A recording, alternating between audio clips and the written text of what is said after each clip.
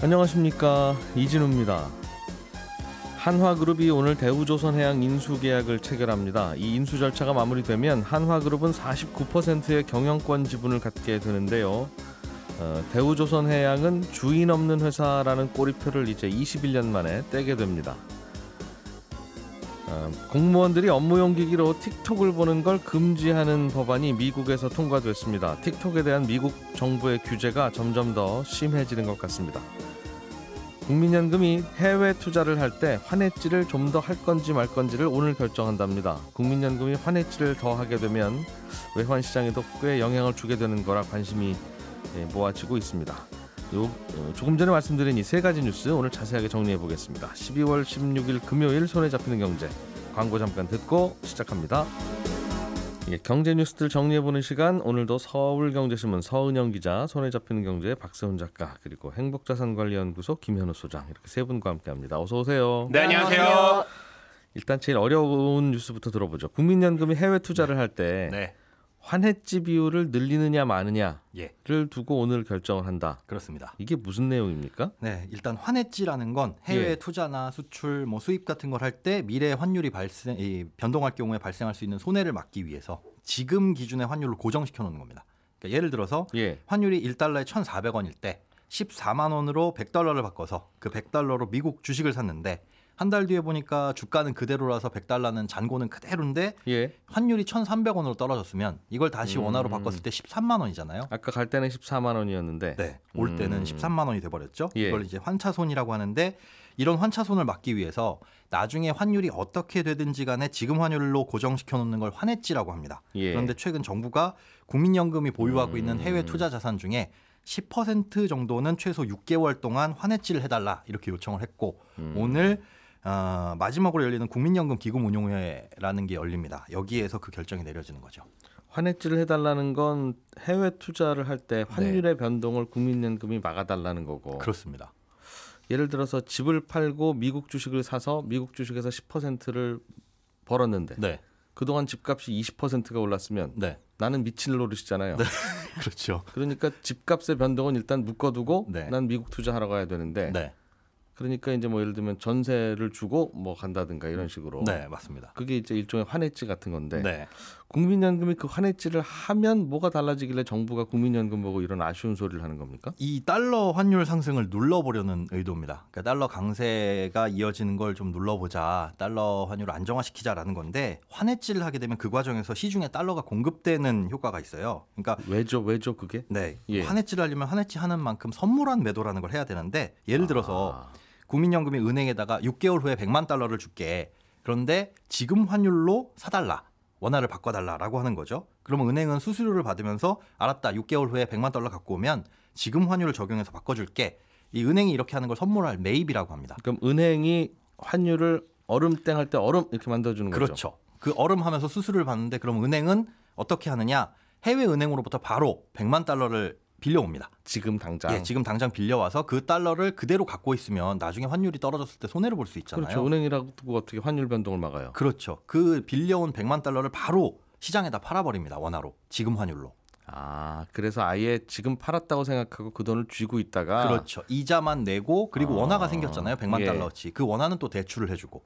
그러면 해외에서 빌려온 100만 달러에 대한 대출 이자는 국내에서 대출해준 걸로 뭐 알아서 버는 거고. 그렇죠. 그렇게 해줄 수 있고, 그 다음에 6개월 후에 이제 100만 달러를 국민연금이 들고 와서 이거 원화로 바꿔주세요라고 한다면 현금 이미 그때 그 환율로 바꿔주세요라고 할 때 그렇죠. 내가 안 그래도 그때 그 환율로 미리 팔아놨지. 맞습니다. 반가워 이렇게 준다는 거죠. 맞습니다.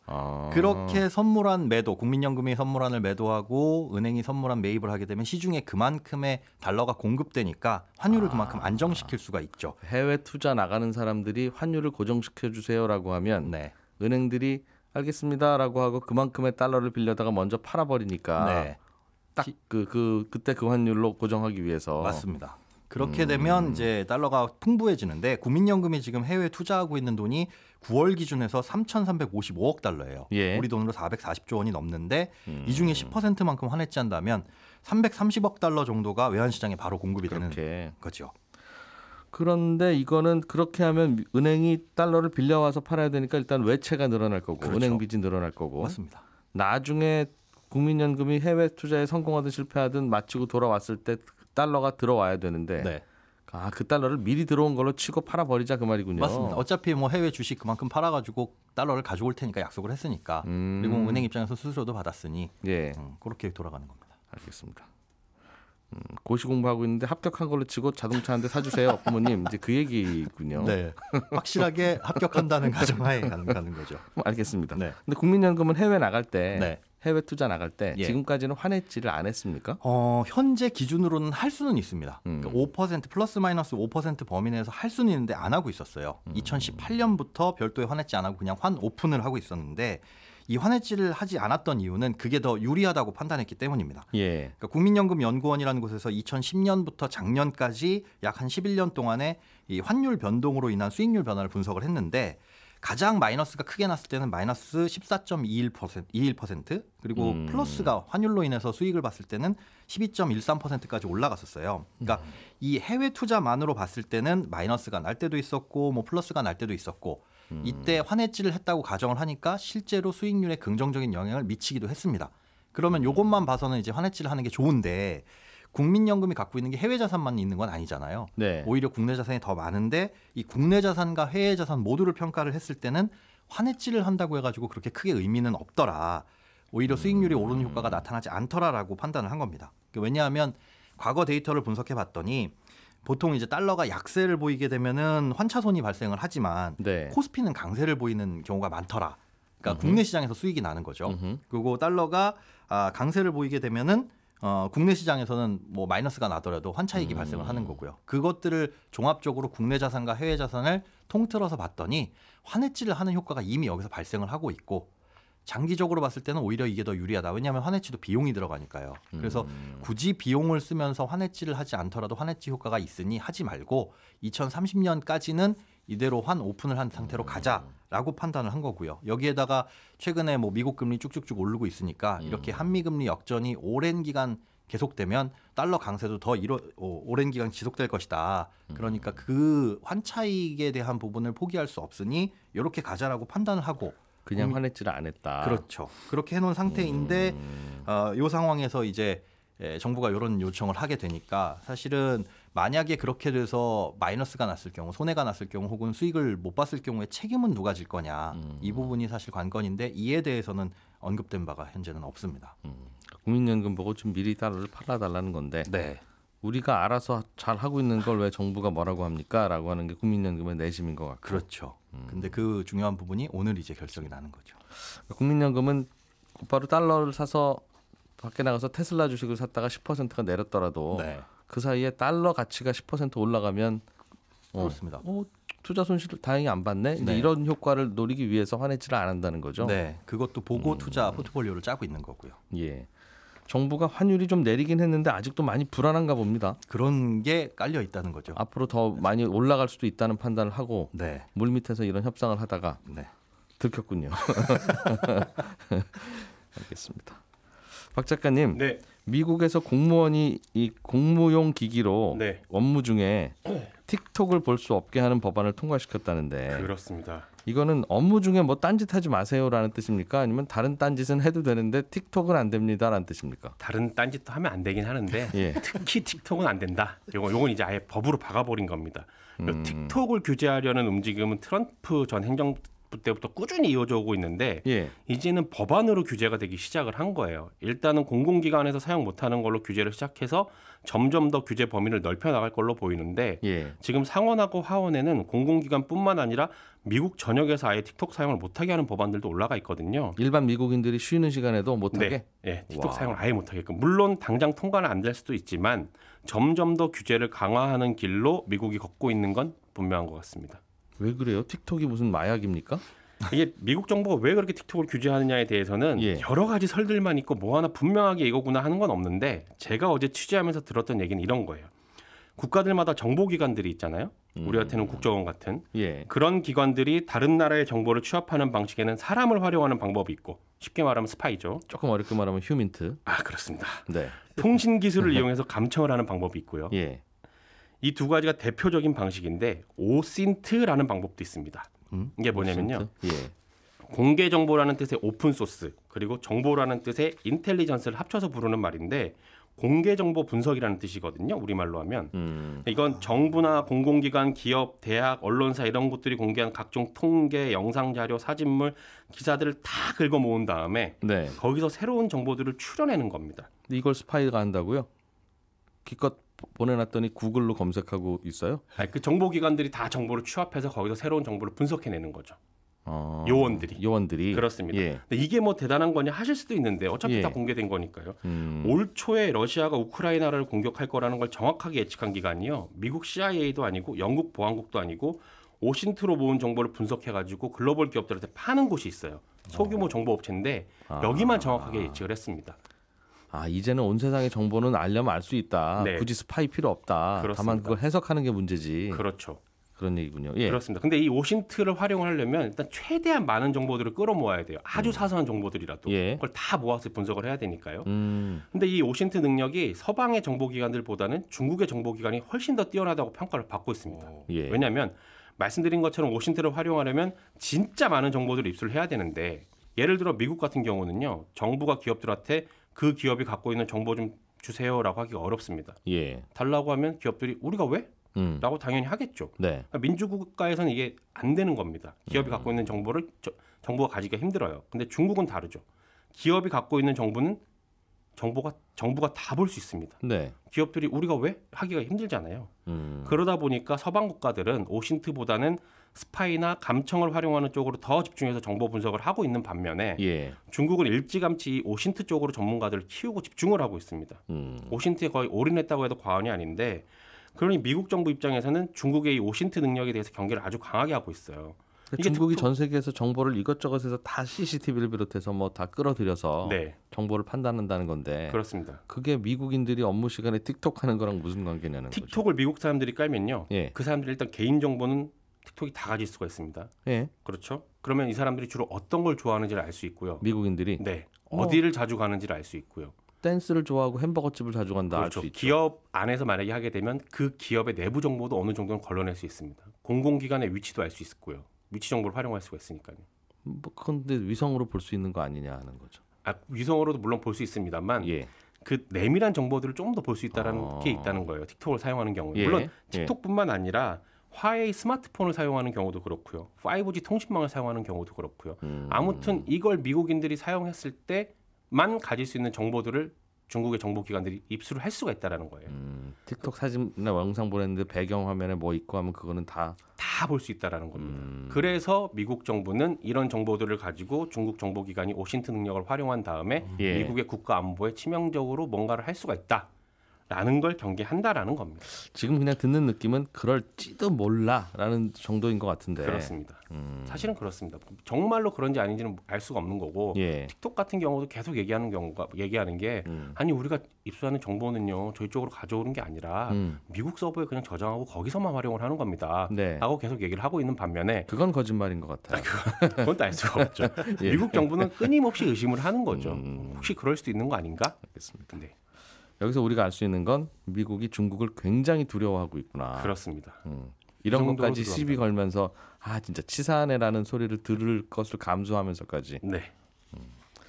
알겠습니다. 또 간접적으로 미국 공무원들이 업무 시간에 틱톡을 많이 하는구나 하는 것도 알 수 있겠네요. 네, 서은영 기자님, 네. 대우조선해양을 결국 한화가 인수하는군요. 네, 오늘 산업경쟁력 강화 관계장관회의, 줄여서 산경장회의에서 네. 산업은행이 대우조선 매각 상황을 보고하고 정부 승인 받을 예정입니다. 정부 승인이 나는 대로 하나가 대우조선해양 인수하는 본계약을 체결할 것으로 보이는데요. 인수 방식은 지난 9월에 산업은행과 하나가 체결한 이 조건부 투자 합의서대로 이 하나그룹 계열사가 유상증자 방식으로 2조 원을 투자해서 대우조선 지분 49.3%를 확보하는 겁니다. 돈대기로 한 6개 계열사, 하나 에어로스페이스 비롯해서 6개 회사들 오늘 임시이사회 열어서 예. 유증 참여 결의하고 이 본계약 위한 사전 준비도 마치기로 했습니다. 대우조선이 새 주인을 찾기까지 걸린 기간이 21년 됐다는 거네요. 21년 전에 대우조선이 무슨 일이 있었어요? 2001년이네요. 그러니까 예. 이때가 이 대우조선이 워크아웃 졸업한 시기입니다. 1999년에 대우그룹이 이제 공중분해되면서 예. 그 이후에 이제 2년 동안 워크아웃 과정을 거쳤고 2001년 이제 졸업한 시기인데 이때부터 이제 주인 없는 회사 신세가 됐고요. 산업은행 품에 안겨서 이 산업은행이 가장 오랜 기간 관리한 구조조정 기업이라는 타이틀을 얻게 되기까지 매각 시도 6번이나 시도했고 6번 끝에 이번에 이제 성사가 된 겁니다. 예.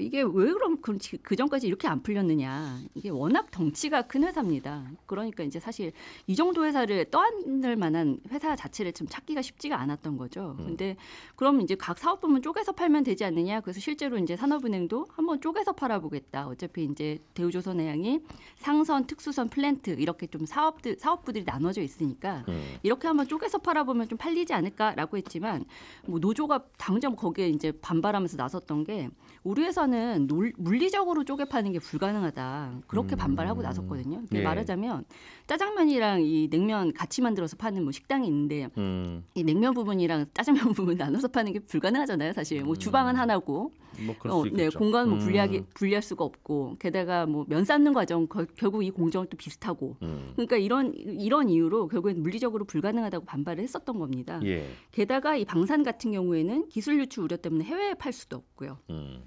게다가 이 대외 여건도 정말 하나같이 따라주지가 않았는데요.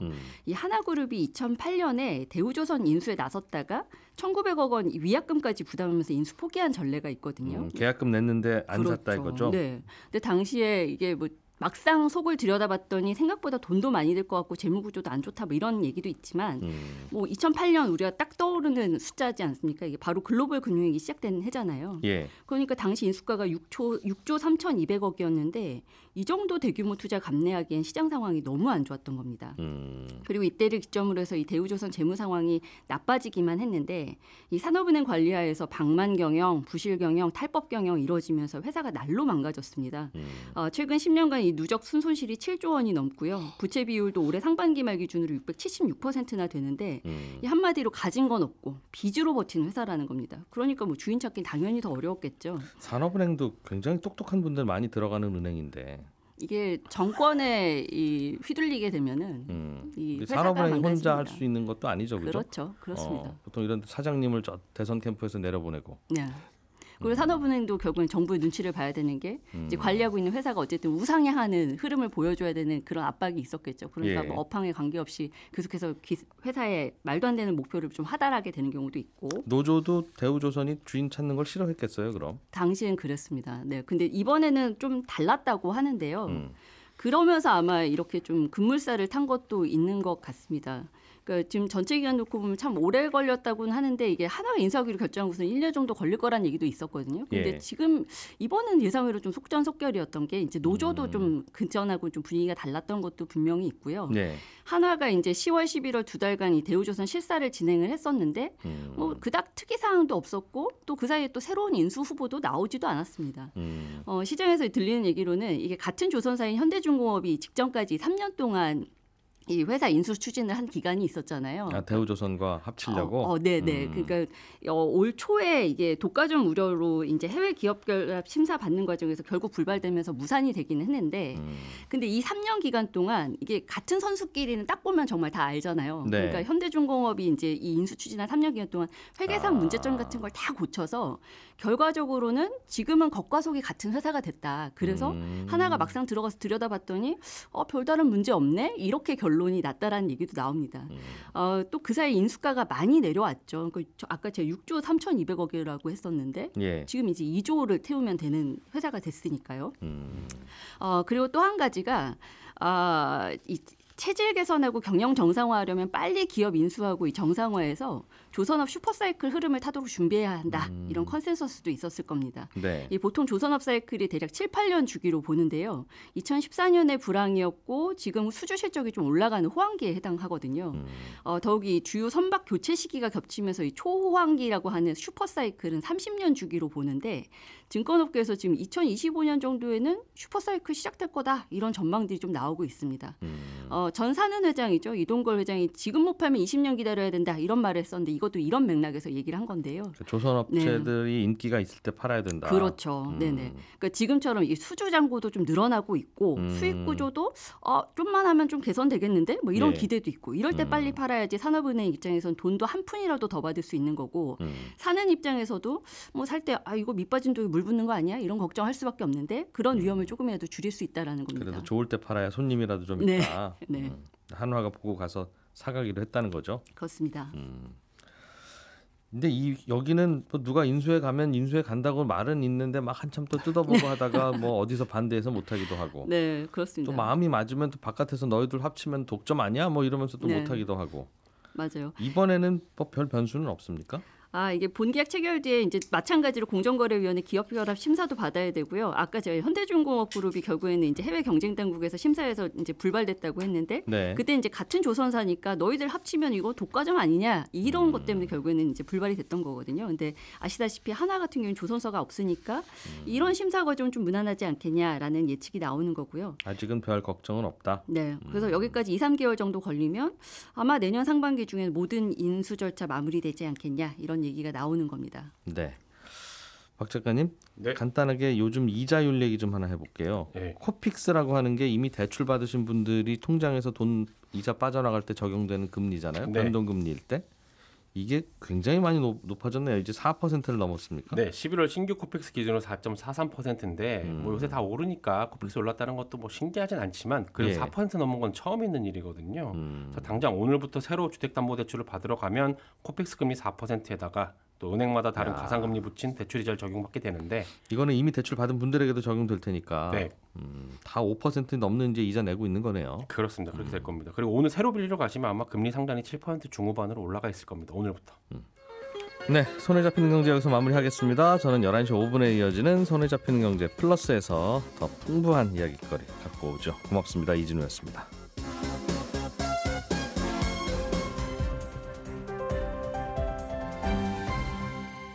경제를 생각하는 사람들의 즐거운 습관. 이진우의 손에 잡히는 경제.